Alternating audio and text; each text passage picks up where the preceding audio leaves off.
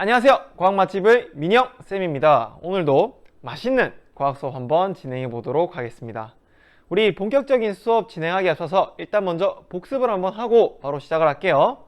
우리 저번 시간에 뭘 배웠었느냐 하면은 물질의 특성 중에 마지막이라고 할 수 있는 녹는 점, 어는 점, 끓는 점에 대해서 배웠었어요. 그래서 일단은 녹는 점, 어는 점, 끓는 점의 정의가 뭐냐 하고 봤더니 이 정의는 뭘 이용해서 설명하면 가장 쉽게 설명할 수 있냐 하면은 물질의 상태를 이용해서 설명을 하면 가장 쉽게 설명할 수 있다고 얘기를 했었어요. 그래서 이것을 물질의 상태를 통해서 설명을 하면은 녹는 점 같은 경우에는 뭐다? 예, 대답하면서 따라오세요. 녹는 점은 뭐죠? 어떤 상태가 어떤 상태로 될 때의 온도? 네, 맞아요. 바로 고체 상태가 액체 상태로 될 때의 온도를 의미한다 했었죠. 그래서 녹는 점 같은 경우에는 고체가 액체로 될 때의 온도다. 그 다음에 어는 점은 어떤 상태가 어떤 상태예요? 그러면 어는 점은 액체 상태가 고체 상태로 될 때죠. 그래서 얘는 액체 상태가 고체 상태로 될 때. 그리고 끓는 점은 어떻게 정의할 수 있었죠? 네, 끓는 점은 바로 액체 상태와 기체 상태가 서로 전환될 때의 온도다 라고 보시면 돼요. 얘 같은 경우에는 특정한 방향성이 없습니다. 그래서 이러한 녹는 점, 어는 점, 끓는 점은 어떤 물질의 상태를 이용해서 정의를 하는 것이 가장 명확한 정의이다 라고 알아두시면 좋을 것 같고요. 그 다음으로 알아둬야 될 것은 물질의 상태가 변할 때 어떤 현상이 일어나는가 라는 거였어요. 우리 그 온도 그래프 기억나시나요? 온도 그래프를 보면은 이렇게 점점 가열을 하거나 점점 냉각을 하다가 상태 변화가 딱 일어나면은 온도가 어떻게 됐죠? 맞아요. 온도가 일정해지는 구간이 생겼죠. 그래서 순물질의 상태가 변할 때는 온도가 일정해지는 그러한 현상이 일어난다. 여기 보면은 온도가 일정해지는 그런 현상이 일어난다 라고 보시면 될 것 같고요. 그 다음 마지막으로 혼합물의 상태가 변할 때는 어떤 현상이 일어나냐. 이 혼합물 같은 경우에는 순물질과는 다르게 온도가 점점 올라가거나 온도가 점점 내려가다가 온도가 일정해지는 구간이 생기나요? 안 생긴다 이거죠. 그래서 온도가 일정해지는 구간이 생기지 않기 때문에, 그렇기 때문에 녹는 점 혹은 끓는 점, 어는 점을 정의하는 것 자체가 불가능하다고 말씀을 드렸었어요. 네. 그래서 이렇게 딱 정리를 하시면은 우리 저번 시간에 배웠던 거는 얼추 다 하고 넘어갔다 라고 볼 수 있을 것 같습니다. 여기까지 해서 복습은 완전히 끝이 났고요. 우리 오늘은 뭘 배울 거냐 하면은 방금 배웠던 이 혼합물이라고 하는 녀석을 순물질로서 분리시킬 때 어떻게 분리시킬 수 있는가 라는 내용에 대해서 배울 거예요. 그래서 단원명도 혼합물의 분리라고 나와 있는데요. 사실 이 분리하는 방법은 굉장히 여러 가지가 있습니다. 그래서 요번 시간부터 해가지고 앞으로 몇 시간에 걸쳐가지고 하나 배워볼 건데, 이 또한 마찬가지로 물질의 특성을 이용하거든요.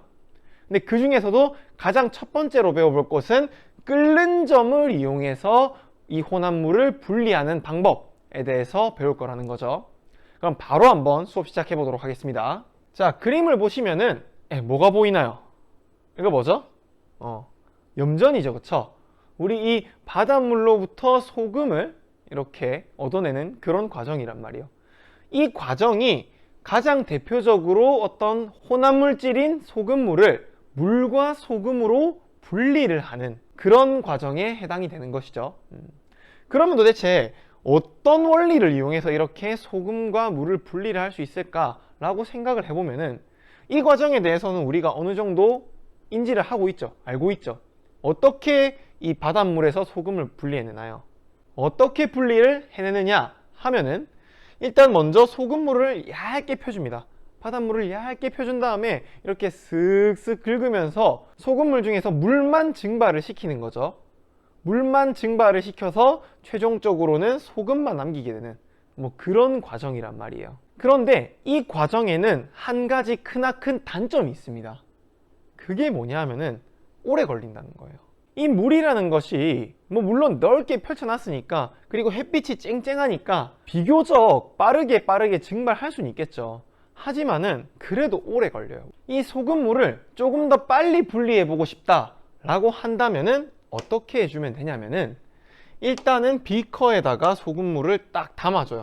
이런 비커에다가 소금물을 딱 담아줍니다. 소금물을 담은 상태에서 얘를 막 가열을 시켜주는 거죠. 가열을 시켜주게 되면은 그 안에 있던 수분 성분이 그 안에 있던 소금물이 결과적으로는 끓게 되겠죠. 그렇게 끓다 보면은 이 안에 있는 모든 수분, 물 성분은 모두 기체로 날아가 버리고, 그리고 안에 있던 그리고 소금물 속에 있던 소금만 가루로서 남아서 이 아래에서 다다다다다다 이렇게 가루로서 석출이 되게 된다는 거죠. 단순히 이것을 가열을 하지 않고 증발만을 기다린다면 굉장히 오랜 시간이 걸리겠죠. 물론 뭐 불가능하진 않겠지만요. 그래서 바로 이것이 물질의 끓는 점 차이를 이용한 두 물질의 분리의 대표적인 사례라고 할 수 있습니다. 물 같은 경우에는 끓는 점이 약 100도씨 정도인데요. 100도씨가 되면 끓어요. 끓어서 기체가 돼버려요. 근데 여기 안에 들어있던 이 소금 같은 경우에는 끓는 점이 무려 1400도씨란 말이에요. 그러니까 뭐 조금 100도씨 정도로 가열해 준다고 하더라도 소금은 끄떡없이 남아있을 수 있다는 거죠. 기체로 변하지 않고. 근데 이 물 같은 경우에는 100도씨가 되어버리면은 나 더 이상 못 참겠어 이러면서 기체로 변해서 날아가 버린단 말이에요. 그러니까 참을성 좋은 소금만이 최종적으로는 남아있게 된다라는 것이에요. 그래서 이 내용을 여러분들이 끓는 점을 이용한 혼합물의 분리의 가장 대표적인 사례로 알아두시면 될 것 같고요. 지금 이 사례는 끓는 점을 이용해서 고체와 액체를 분리를 시켰죠. 근데 꼭 반드시 고체와 액체만을 분리시킬 수 있는 것은 아니고요. 액체와 액체를 분리시키는 것도 가능합니다. 그래서 그 사례를 보면은 여기 있어요. 지금 이 플라스크를 보면은 내부에 액체 상태의 혼합물이라고 해서 끓는 점이 약 60도씨인 에탄올과 끓는 점이 약 100도씨인 물이 들어있는 그런 혼합물이에요. 이 경우에 이 두 물질을 어떻게 분리를 하냐 하면은 마찬가지로 가열을 합니다. 근데 가열을 할 때 주의를 해야 될 점이 뭐냐면은 이 두 물질 중에서 끓는 점이 낮은 물질만 끓을 수 있는 온도로 가열을 해줘야 한다는 거예요. 이 두 물질 중에서 끓는 점이 낮은 애가 누구죠? 60도씨인 에탄올이죠. 그래서 이 에탄올만 끓을 수 있는 온도, 물은 끓지 않는데 에탄올만 끓는 온도로 가열을 해줘야 한다는 거죠. 대충 몇 도 정도가 될 수 있을까요? 네, 한 80도 정도가 될 수 있겠죠. 이 사이에 있는 80도씨 정도가 될 수 있겠죠. 그래서 80도씨 정도로 가열을 하게 되면은 에탄올만 이 내부에서 끓고 물은 나 아직까지 버틸만 해 하면서 가만히 버티고 있는다는 거죠. 그래서 최종적으로는 이 혼합물에서 에탄올만 끓어서 이렇게 올라가게 되는데, 그 기체가 갈 곳을 잃어버리고는 여기 이 관을 타고서 이동을 한단 말이에요. 이렇게 이동을 하게 되면은 여기 있는 이 플라스크에 그 기체들이 모이다가 찬물을 딱 만나면서 다시 액화돼 버리는 거예요. 다시 액체로 변해버리는 거예요. 그러니까는 액체 상태의 에탄올이 여기에 조금씩 쌓이게 된다는 거죠. 이런 과정을 통해서 액체 물질의 혼합물도 분리를 할 수 있다라는 사실을 알아두셨으면 좋겠어요. 아시겠죠? 내용 자체가 어렵진 않죠. 과정을 하나하나 밟고 넘어가시면 돼요. 그래서 혼합물의 분리와 관련된 내용은 이 정도인데요. 근데 이것이 일상생활에 적용된 예시 중에 굉장히 중요한 게 하나 있어요. 문제에 엄청 많이 나옵니다. 그게 뭐냐면 바로 증류탑이라고 하는 거예요. 이 증류탑은 뭐냐 하면은 우리가 땅을 막 파다가 기름이 빡 하고 나왔어요. 근데 이 기름 같은 경우에 굉장히 다양한 종류의 기름이 섞여 있는 기름이란 말이에요. 대표적으로 여기에 나와 있는 아스팔트, 중유, 경유, 등유, 휘발유, 석유가스까지 모두가 섞여 있는 그런 기름이 발견이 된단 말이에요. 처음에. 그래서 그렇게 다 섞여 있는 기름을 보고 우리는 뭐라고 하냐면 원유라고 해요. 원유. 근데 이 원유를 어떻게 아스팔트 중류, 경류, 등류, 휘발유, 석유로 각각 분리를 시키냐 하면은 먼저 원유를 엄청나게 고온으로 가열을 해요. 그러면은 이 원유가 아예 모두 다 기체로 변해버리거든요. 이렇게 기체가 된 원유는 이 증류탑 안으로 넣어주게 되면은 이 증류탑을 타고 위로 올라갑니다. 근데 이 증류탑은 어떤 식으로 구성이 되어 있냐 하면은 올라가면 올라갈수록 더 차갑게 되어 있어요. 위로 올라갈수록 온도가 점점 더 낮아진다는 거죠. 예를 들어서 제일 아래쪽은 온도가 3000도씨고 그 다음에 조금 윗부분은 2000도씨고 그 윗부분은 1000도씨고 그 윗부분은 상온에 해당하는 뭐 한 20도씨고 뭐 이런 식으로 구성이 되어 있다 이거죠. 그래서 점점 올라가면서 끓는 점이 높은 녀석부터 액체로 변하기 시작한다는 거죠. 다시 한번 설명을 드리면 약간 어렵죠. 다시 한번 설명을 드리면 이 3000도씨인 가장 아랫부분에서는 끓는 점이 3000 정도 되는 애가 이제 액체로 변하기 시작할 거 아니에요. 그리고 나서 계속 올라가다가 2000도씨까지 냉각이 됐어요. 그러면은 한 요 정도 높이에서는 끓는 점이 2000도씨 정도 되는 애들은 이제 더 올라가면 2000도씨보다 낮은 온도가 되니까, 그러니까 2000도씨 부근에 끓는 점이 형성되어 있는 물질들은 액체로 변하기 시작하겠죠. 그리고 더 올라가서 1000도씨 지점까지 오면은 끓는 점이 1000도씨 부근인 애들이 액체로 변하기 시작하겠죠. 그러면서 액체 상태로 변한 이 기름들을 쪽쪽쪽 뽑아가지고 우리가 가져가면은 그것이 각각 뭐 중유가 될 때도 있고 경유가 될 때도 있고 등유가 될 때도 있고 휘발유가 될 때도 있다, 그런 의미인 거예요. 아시겠죠? 이 부분 잘 이해가 안 될 수 있는데 조금 반복해서 들으면서 숙달하시길 바랄게요. 이 내용이 한 번만 설명 들어가지고는 명확하게 안 와닿을 수도 있거든요. 그러니까는 잘 기억해 주세요. 쌤이 뭐 명확하게 뭐 누구의 끓는 점은 몇 도이기 때문에 각각의 증류탑 몇 층은 뭐 어느 정도의 온도를 유지해야 한다, 뭐 이런 얘기까지 안 할 테니까 핵심은 그거예요. 올라가면 올라갈수록 증류탑은 온도가 차가워진다 라는 첫 번째와, 그 다음에 완전히 기체 상태인 원유를 증류탑 안으로 집어넣어 주면은 원유가 올라가면서 조금씩 냉각되다가 끓는 점이 높은 녀석들부터 액체로 변하면서 분리가 된다 라는 사실을 잘 알아두시면 돼요. 정리할게요.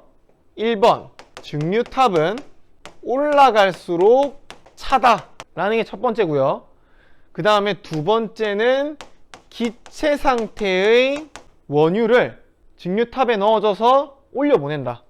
그 다음에 마지막이면서 가장 중요한 이 3번은 끓는 점이 높은 애들부터 액체 상태로 분리가 된다 라는 사실, 끓는 점이 높은 애들부터 분리가 된다 라는 사실을 잘 알고 있어요. 이게 가장 중요합니다. 문제로 나오면은 이 복이 제일 많이 나와요. 쌤이 문제 쭉 풀어봤는데 거기에 보면은 끓는 점이 높은 애부터 속출된다, 요게 이제 가장 중요하게 많이 다루더라고요. 그래서 잘 알아두세요. 우리가 이 3번 끓는 점이 높은 애부터 분리된다 라는 사실을 통해서 한 가지 더 알 수 있는 것은 무엇이냐 하면은 아래쪽에 있는 녀석일수록 끓는 점이 더 높다 라는 사실인 거예요. 그것은 여기에서 온도로도 다 표현을 해놨고요. 자, 여기서 질문. 우리 여기 나와 있는 아스팔트, 중유, 경유, 등유, 휘발유, 석유가스 중에서 끓는 점이 가장 높은 녀석은 누구죠? 네, 바로 아스팔트입니다. 아스팔트. 아시겠죠? 그리고 그 다음으로는 중유, 그 다음으로는 경유, 이렇게 가면 갈수록 끓는 점이 낮아지는데, 아무튼 끓는 점 순서다 라는 거 아래쪽부터 잘 기억해 두세요. 그래서 여기까지 하면은 오늘 내용은 얼추 끝이 났습니다. 그래서 우리 최종적으로 정리하는 시간을 한번 가져야 되겠죠. 오늘의 매콤했던 수업을 우리 순한맛으로 만들어줄 민영쌤의 순한맛 시간입니다. 자, 그래서 한번 총정리해 보도록 할게요. 우리 가장 먼저 배웠던 것은 에탄올과 물을 분리하는 방법이었어요. 소금과 소금물은 어차피 유사한 과정이니까 좀 빼고, 근데 쌤이 여기다가 이 좀 잘못 적어놨어요. 이거 좀 수정해 주세요. 소금물을 소금과 물로 분리하는 것이 아니라 이거를 지우시고요. 여기에다가 에탄올과 물을 분리하는 방법, 이렇게 좀 적어주세요. 에탄올과 물을 분리하는 방법이라고요. 쌤 이거 조금 잘못 적었습니다. 네. 자, 그래서 에탄올과 물을 아까 분리하는 방법에 대해서 배웠었는데, 끓는 점이 60도씨였던 에탄올과 끓는 점이 100도씨였던 물을 분리하기 위해서는 어떤 방법을 써야 한다? 맞아요. 바로 80도씨 정도로 가열을 해주면은 에탄올만 먼저 끓고 물은 끓지 않으면서 에탄올 기체가 발생하게 되는데, 얘를 다시 이렇게 관을 태워가지고 찬물에다가 닿게 해서 액체 상태로 추출을 하는 것, 그런 방법을 사용했었죠. 그러한 방법을 보고 근데 우리는 두 글자로 뭐라고 하냐면 증류라고 해요. 증류. 심플하게 방금 얘기했던 이 긴 것을 그냥 딱 두 글자로 표현을 하면 증류라고 표현하는 거예요. 이 용어 잘 알아두세요. 일부러 아까 그 앞부분 수업할 때는 언급은 안 드렸어요. 여기서 말씀드리려고. 그래서 그 증류의 정의가 여기 나와 있고요. 이 내용까지 순환만 노트에다가 잘 가져다 놓으세요. 그리고 나서 증류를 이용해 혼합물을 분리할 때는 끓는 점이 낮은 물질이 가장 먼저 나온다. 아까 얘기했죠. 끓는 점이 낮은 에탄올이 먼저 석출되어서 나온다. 이렇게 설명을 드렸어요. 그래서 이 정도까지 딱 하면은 깔끔하게 우리 정리가 된 것 같습니다. 그래서 여기까지 하면은 어느 정도 정리가 끝이 났는데요. 오늘 여러분들에게 굉장히 좀 좋은 소식이 있어요. 뭐냐면 바로 오늘은 민영쌤의 시식 코너가 없습니다. 그냥 바로 끝이에요.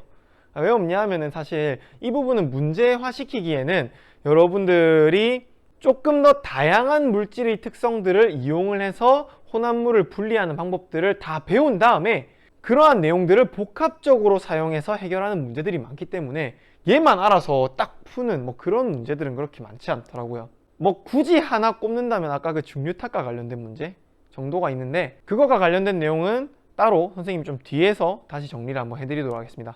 그래서 오늘 수업 듣느라 고생 많으셨고요. 우리 다음 시간에는, 오늘은 끓는 점을 이용해서 혼합물을 분리했다 라고 하면은 다음 시간에는 밀도를 이용해서 혼합물을 분리하는 방법에 대해서 배워볼 겁니다. 네, 그래서 그렇게 알아두시면 좋을 것 같고요. 오늘 수업은 여기까지 하고 마치도록 하겠습니다. 저는 과학 맛집의 민영쌤이었습니다. 다음 시간에 뵙도록 할게요. 안녕.